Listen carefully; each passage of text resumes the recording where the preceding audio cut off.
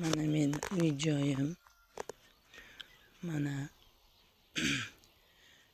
men Surxondaryo viloyati Muzrabot tumani Oriyat mahallasida yashayman. Menga bir yordam bersalaringiz akajonlarim, opajonlarim. Qiynalib qolganman. Mana uyimda ahvoli. Hozir men bir xona uyga tiqilib turibman. Hozir ko'rsatdim sizlarga. Vaqtiga patoloq qildirgan edik. O'sha bir xona uyni remont qildirganman. O'sha yerga tiqilib o'tiribman. Meni boquvchim yo'q. 5 nafar ayolman. 5 nafar farzandim bor. Mana shunaqa gaplar akajonlarim, aka opajonlarim, bir yordam qilingizlar. O'tinaman, iltimos sizlardan. Qiynalib qolganman.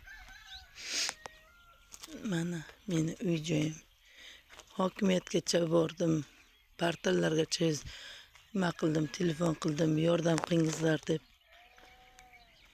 Men na mahalla, na hokim buva, hokim rais buva yordam qilyapti. Hech kim yordam qilmayapti. Mana shu uyim, manaki. Shunga bir yordam qilsalaringiz. Akajonlarim, opajonlarim. Mendan qaytmasa, Allohdan qaysin. 5 bolam haq hurmati. Mana uyim, mana oshxonam.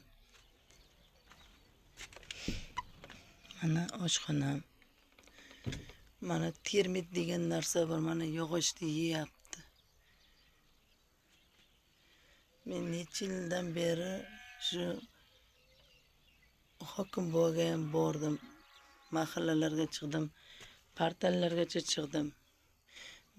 Hech kim yordam qilmayapti. Mana oshxonamga gazni oldiga, mana gazni oldiga latta qo'yganman. Idish-tavog'imga termit tushmasin. Ovqat qilganmiz